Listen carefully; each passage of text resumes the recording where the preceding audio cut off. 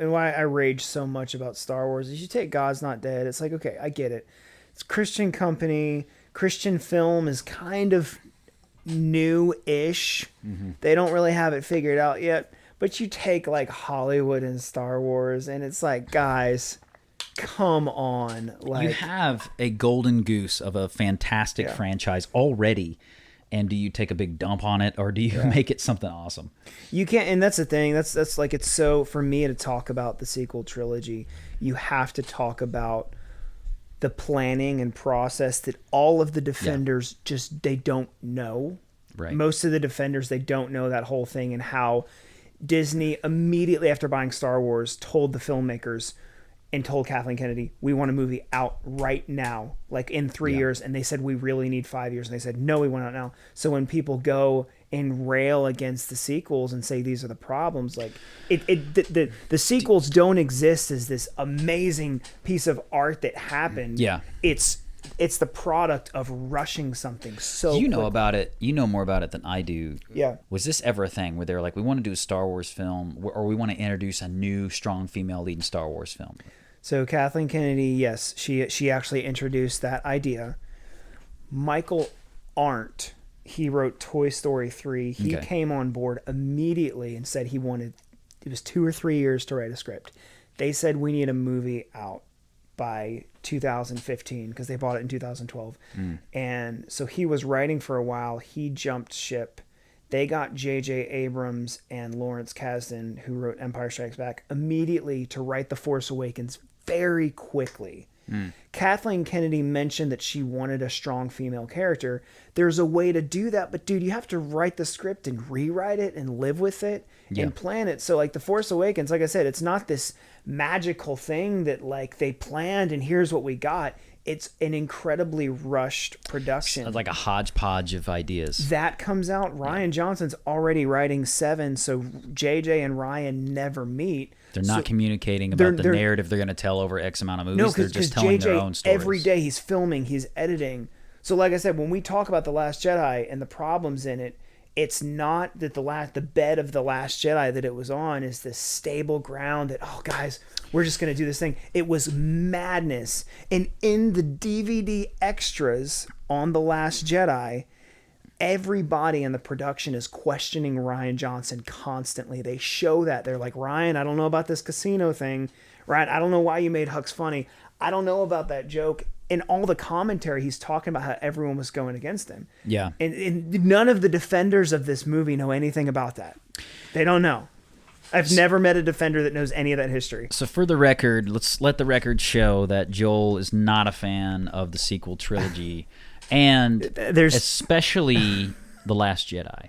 And neither am I. For the record, I won't even pretend to be a defender of The Last Jedi.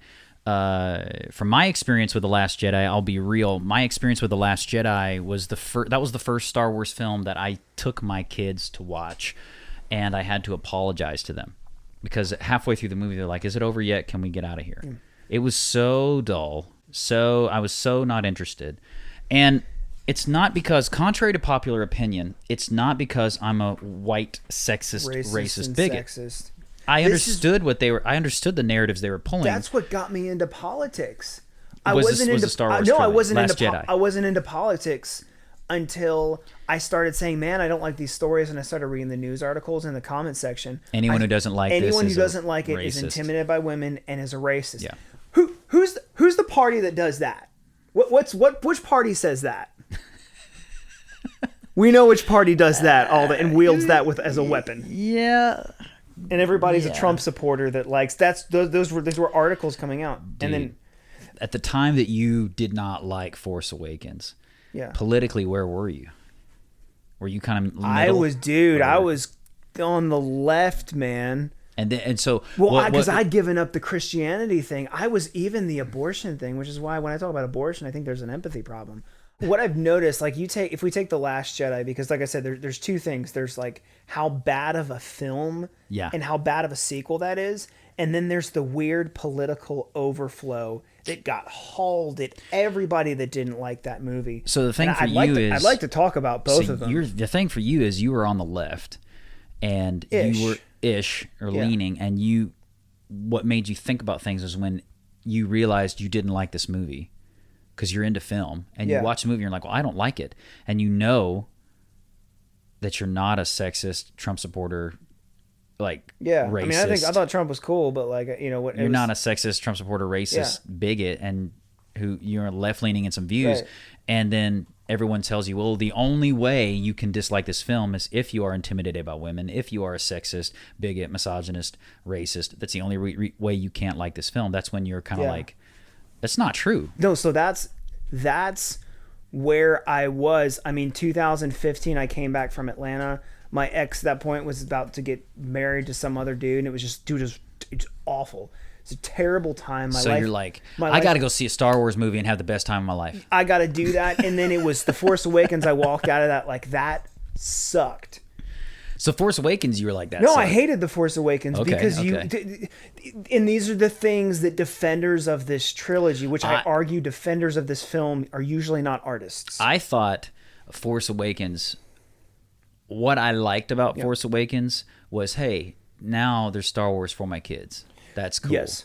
What I didn't like, I thought was easily fixed. There are some things that I didn't like. Are they rehashing an old storyline? Cool. Why do you need, the whole point of this film was to find Luke. Yeah. You just beat Kylo Ren and the First Order on screen without Luke. So you don't need Luke. You don't need Luke. I see what you're saying. Rey defeats Kylo. It doesn't matter that he was damaged. Visually, you do not beat your villain. Those are my two major problems with that. And it's how it ended. But I walked out of it like, okay, with The Last Jedi at the end of it, and these are, like I said, these are things that people defenders, they don't talk about this stuff. I've seen the arguments. With the problem with The Last Jedi is it feels so small because we're on an island, we're on a spaceship, and then we're kind of on a casino. Like, we're based, for the most of the movie, we're on an island and a spaceship. It feels really small. Yeah. They also, when they end it, Kylo Ren is bested and beaten again.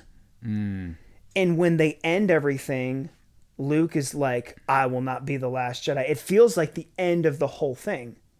And it feels like they've solved everything. And so I will say I left that thinking there's no conflict here. There's no conflict. Where can they go from here? And these are things that you can talk about Rose and the casino subplot, but when you look at that film and you say, oh, it did like some incredibly smart things and it was fantastic, they ended it, there's no conflict. Mm-hmm. And then again, you don't have this wizard thing of like the old guy has to be taught by the young 20-something that is untarnished. And so like there's the ideological issues. Luke, I think, was a letdown not just for fans of that franchise. Luke was also a letdown for pretty pivotal people. I think Luke's story arc and character arc, if we're being honest, and if you read between the lines on all the interviews, was a letdown for Mark Hamill himself. If you loved The Force Awakens and The Last Jedi in particular, you're allowed to love them. Like that's you are allowed to love them. If you disagree with our critique or our opinions, I would love to hear why. I would love the opportunity to. I've already heard it, but that's I would love the opportunity to engage with you on that because I find it indefensible. I look at The Last Jedi as an embarrassing waste of time.